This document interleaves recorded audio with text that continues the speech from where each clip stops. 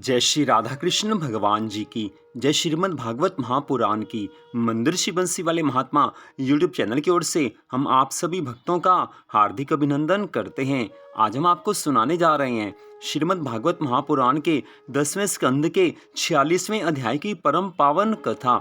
इस अध्याय में गोपियों के भगवान श्री कृष्ण जी के वीरे से विशेष वर्णन की कथा सुनाई गई है। बोल श्रीमद् भागवत महापुराण की जय। श्री सुखदेव जी महाराज आगे की कथा का वर्णन करते हुए कहने लगे हैं कि हे राजा परीक्षित, जिस समय सब गोपियों को इस बारे में पता चला कि भगवान श्री कृष्ण वापिस नहीं आए हैं, तब सब गोपियां श्री कृष्ण जी को दोष देने लगी हैं। श्री कृष्ण जी के बारे में कई तरह की बातें करने लगी हैं। एक गोपी दूसरी गोपी से कहने लगी है कि हे सखी, देखो तो सही, इस श्याम सुंदर मनमोहन ने ऊंच नीच का कुछ विचार किए बिना कुब्जा का सुंदर रूप देख उसे अपनी प्राण प्यारी बना लिया, इसलिए वो मथुरा में रुक गया है। दूसरी सखी कहने लगी है कि हे आली, कुब्जा ने श्री रसिक बिहारी को वश में कर लिया है, अब वह उन्हें यहाँ नहीं आने देगी। तब तीसरी सखी कहने लगी है कि हे सखी, अक्रूर ने यहाँ आकर श्याम सुंदर से उस कुबड़ी का संदेश कहा था, अतः वे मथुरा चले गए। ये सुनकर एक दूसरी सखी ने पूछा, क्या तूने कुब्जा को कभी देखा है? वह बोली, हाँ, एक दिन मैं मथुरा में दही बेचने के लिए गई थी, तब उसे देखा था। उस समय वो बड़ी घिनौनी कुबड़ी थी, लोग उसे देख देख कर हंसा करते थे। अब तो चित्त चोर प्यारे ने सब लाज धर्म को त्याग कर उसको सुंदर रूप देकर उसे अपनी पटरानी बना लिया है। एक अन्य सखी कहने लगी है कि हे सखी, क्या तुमने ये बात नहीं सुनी कि उस कुबड़ी ने अपने कुबड़ में अपने रूप को इस प्रकार छिपा रखा था, जिस प्रकार सीप के अंदर मोती छिपा होता है। उसी रूप के कारण कन्हैया जी ने हम ब्रजबालाओं को भुला दिया। ये सुनकर एक अन्य गोपी कहने लगी है कि क्या कन्हैया जी वे दिन भूल गए जब वे कंस के डर से यहाँ आकर छिपे थे और हमारा माखन चुरा चुरा कर खाया करते थे।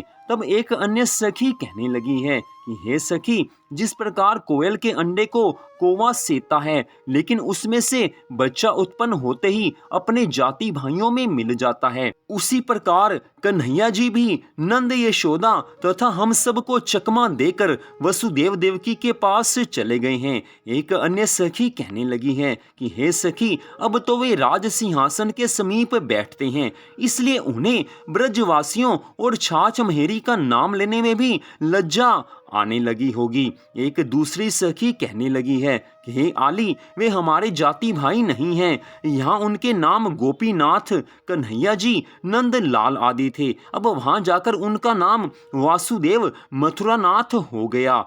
हाँ, इतनी बात अवश्य है कि कुछ दिन हम सब ब्रजवासियों से प्रीति करके हमें आग पानी से उन्होंने अवश्य बचा लिया था। एक अन्य गोपी कहने लगी है, क्या उचित होता यदि कोई मनुष्य मथुरा में जाकर उनसे ये कहता कि सब ब्रज की गोपियां तुम्हारे विरह में प्राणों को त्याग रही हैं, सो तुम अपने वृंदावन को लौट चलो। एक दूसरी सखी कहने लगी है, हे आली, अब उन्हें राजसी सुख विलास त्याग कर ग्वाल कहने से क्या मतलब है? दूसरी सखी कहने लगी है कि हे सखी, वह सांवली सलोनी मूर्ति मुझे क्षण भर के लिए भी नहीं भूलती है। स्वप्न में जब कभी वे दिख जाते हैं तो फिर रात भर नींद नहीं आती। एक अन्य सखी कहने लगी है, अरे बहना, श्री श्याम सुंदर के बिना मुझे अपना घर तथा गांव उजाड़ जैसा लगता है। संकेत की सूनी कुंजों को देखकर रोना आता है। जिन पक्षियों की बोली सुनकर हृदय प्रसन्न होता था, उन्हीं पक्षियों का शब्द अब शूल की भांति हृदय में चुभता है। आज सब ब्रज की गोपियां अपने अपने मनोदशा का वर्णन कर रही हैं। ठाकुर जी से विरह में उनको जो दुख हुआ है, जो उनको पीड़ा हुई है, उन्हें अपने शब्दों में व्यक्त कर रही हैं। लेकिन शब्द ऐसे हैं ही नहीं कि ठाकुर जी से विरह की पीड़ा को पूरा व्यक्त कर सके। जो उनके मन में आया वो भाव उन्होंने व्यक्त कर दिया, लेकिन जो उनको पीड़ा हुई है, जो उनको ठाकुर जी के विरह से दुख हुआ है, उसका पूरा वर्णन तो कोई कर ही नहीं सकता है। लेकिन फिर भी ब्रज की सब गोपियां आज श्री कृष्ण जी को श्याम सुंदर को दोषी ठहरा रही हैं कि उन्होंने मथुरा के राज वैभव को देखकर और कुब्जा के रूप सौंदर्य को देखकर वहां रहना स्वीकार किया, इसलिए वो वापिस नंदगांव नहीं आए। आज सभी गोपियां इसी बारे में वार्तालाप कर रही हैं। इससे आगे की कथा का वर्णन करते हुए श्री सुखदेव जी महाराज कहने लगे हैं कि हे राजा परीक्षित, इसी प्रकार सभी ब्रजवासी श्री कृष्ण जी के ध्यान, स्मरण और चर्चा में अपने दिन काट रहे थे। श्याम सुंदर से उनके विरह का वर्णन करने की सामर्थ्य हम में नहीं है। उधर जब श्री श्याम सुंदर और बलराम जी नंद आदि को विदा करके घर लौटे, तब वसुदेव देवकी को अत्यधिक आनंद प्राप्त हुआ है। मथुरा नगरी में घर घर मंगलाचार होने लगे हैं। वसुदेव ने देवकी से कहा है कि हे प्रिय, अब श्याम बलराम का यज्ञोपवीत संस्कार करवाना उचित है। देवकी को ये बात अच्छी लगी। तब वसुदेव जी ने अपने पुरोहित गर्ग मुनि तथा जाति भाइयों को बुलाकर अपने मन की बात बताई है। उस समय गर्ग जी ने प्रसन्न होकर कहा है, अब इन्हें गायत्री मंत्र देकर दीक्षित बनाना चाहिए। ये सुनकर वसुदेव जी ने आनंदित होकर अपने इष्ट मित्रों और सभी यदुवंशियों को निमंत्रण भेजकर बुलवा लिया। तदनंतर सब तीर्थों का जल मंगवाकर श्री कृष्ण बलराम को स्नान करवाया है। अब गर्ग जी ने गायत्री मंत्र का उपदेश करके दोनों भाइयों को यज्ञोपवीत पहनाया है।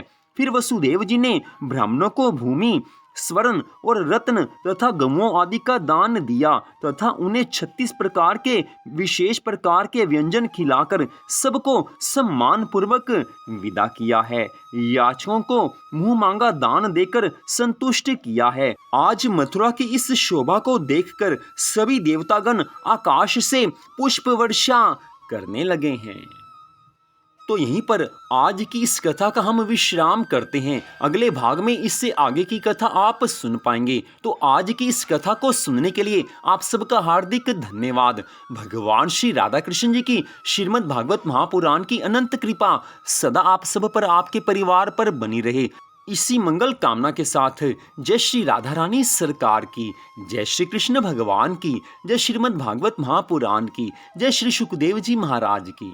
जय जय श्री राधे, जय जय श्री राधे, जय जय श्री राधे श्याम।